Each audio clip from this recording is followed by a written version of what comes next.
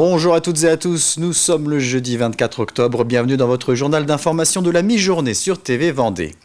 C'est devenu une tradition et un passage presque obligatoire pour les skippers du Vendée Globe, laisser ses empreintes dans le sable. Depuis 6 éditions, le musée du sable reçoit tous les participants autour du monde à la voile en solitaire et a déjà collecté plus de 150 empreintes.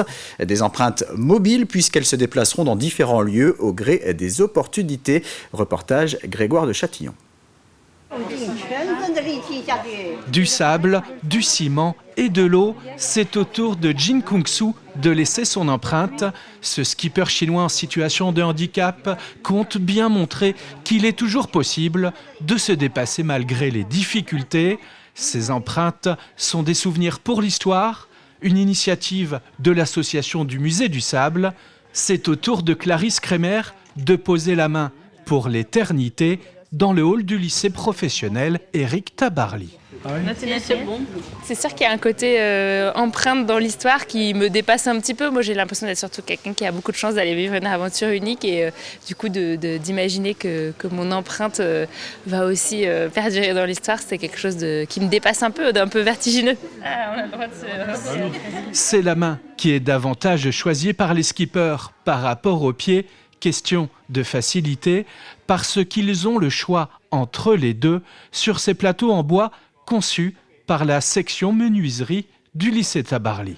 Cette série d'empreintes est à disposition des skippers.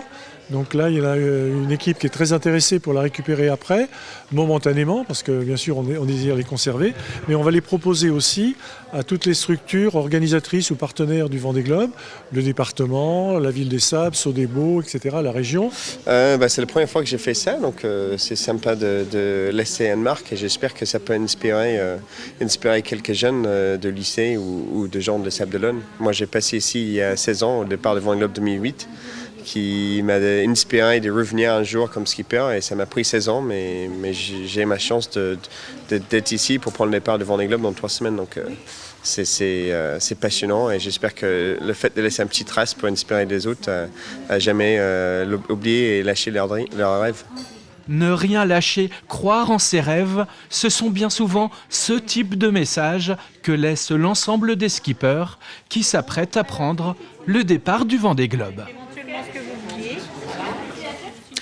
À Saint-Gilles-Croix-de-Vie, 21 personnes ont dû être évacuées de leur domicile et 12 maisons ont été confinées ce matin à la suite d'une fuite de gaz sur compteur, fuite provoquée par un déchaussement de canalisation.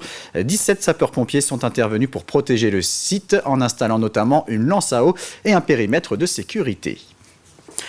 Le parc des expositions des Herbiers accueille chaque année plus de 50 000 visiteurs. Cette année, il a notamment abrité la foire commerciale de la fête du chrono, le salon de l'habitat, un gala de boxe ou encore le championnat de France des oiseaux. Le bâtiment de 5300 mètres carrés, construit en 1968 et aménagé en parc expo en 2011, est devenu vieillissant et énergivore. La municipalité a donc décidé de le réhabiliter complètement. Des travaux de grande envergure sont lancés jusqu'au mois de juin pour un montant d'1 million d'euros. On s'intéresse maintenant à l'association Valentin AUI qui accompagne les personnes aveugles et malvoyantes afin de les aider à sortir de l'isolement. Le comité vendéen de l'association a ouvert ses portes il y a quelques jours à La Roche-sur-Yon. Il accompagne actuellement 150 personnes avec des âges et des profils très différents. Ces portes ouvertes ont permis de présenter les actions menées mais aussi le matériel adapté permettant d'accéder à la culture et aux loisirs ou tout simplement de favoriser l'autonomie. Aujourd'hui, avec les nouvelles technologies, c'est vrai qu'on a le numérique, on a pas mal d'évolutions au niveau du matériel adapté, vocalisé, basse vision. Donc c'est vrai que c'est très demandé, très plébiscité par nos bénéficiaires. À 90%, ça peut changer la vie d'un bénéficiaire. Donc quelqu'un qui ne voit plus, qui a vu, quand on lui propose un matériel adapté, vocalisé, revit. Après, il faut l'accepter. Le programme Erasmus+ permet lors de chaque année scolaire d'organiser des échanges entre des collèges européens. Et à l'occasion des Erasmus Days, les élèves découvrent à travers des lettres et des énigmes quelles vont être leurs classes partenaires et surtout leur pays. C'était le cas il y a quelques jours pour les élèves du collège des Colibert à Saint-Michel-en-Lerme où s'est rendue Louise Viadger. Tirer à l'arc pour récolter des indices et résoudre des énigmes. Les élèves du collège Les Colibert ont joué le jeu pour deviner les écoles européennes avec qui ils vont échanger cette année. Pour rencontrer de nouvelles personnes, faire des voyages, échanger avec d'autres élèves. Des étrangers, des personnes qu'on ne connaît pas forcément, enfin qu'on ne connaît pas. Erasmus+, c'est ce projet d'échange entre collèges européens. Cette année, le thème, c'est la citoyenneté européenne.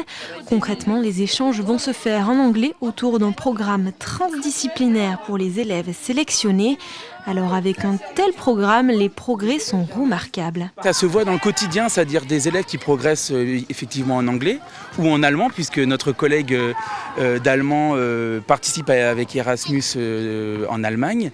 On le voit aussi par les contacts qu'ils gardent. Il y a d'anciens élèves qui reviennent nous voir et qui disent voilà, on a créé des liens partout en Europe, en Italie, en Croatie, en Hongrie, au Danemark. Cette année, le collège échange avec des établissements en Roumanie, au Portugal et en Serbie. Une véritable richesse pour l'établissement vendéen qui fête sa 4e année de collaboration avec ce programme européen. Au sein de l'établissement, de toute façon, c'est fédérateur pour les enseignants. C'est quelque chose qui est construit et validé par tous. Et avec les autres professeurs des autres pays, c'est extrêmement intéressant. Effectivement, on n'a pas la même manière d'enseigner, pas le même regard, pas la même relation aux élèves. Et grâce au projet Erasmus, on peut aussi envoyer des professeurs en séjour d'observation avec nos écoles partenaires pour découvrir des pratiques pédagogiques, d'accompagnement. En France, près de 2000 établissements participent à ce programme Erasmus+. À l'approche d'Halloween, le potager extraordinaire à La Roche-sur-Yon lance l'opération Pas citrouille que ça. À partir de lundi et pendant 4 jours, des ateliers et des animations seront proposés. Le site se met aussi aux couleurs d'Halloween avec des décors qui plongeront les visiteurs dans un univers festif où frissons et rires seront au rendez-vous. En plus des décorations qu'on a actuellement dans le parc, toute une petite collection de citrouilles customisées qui vont apparaître dans le jardin. Et des ateliers, on aura un atelier maquillage aussi avec beaucoup de maquilleuses là, qui vont enchaîner pendant les 4 jours.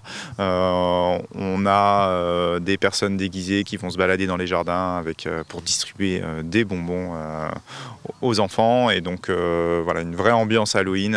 Donc on invite bien sûr tous les enfants à venir déguisés. Ça participera à la réussite de cette chouette manifestation. C'est la fin de cette édition. Très bonne journée à tous sur TV Vendée.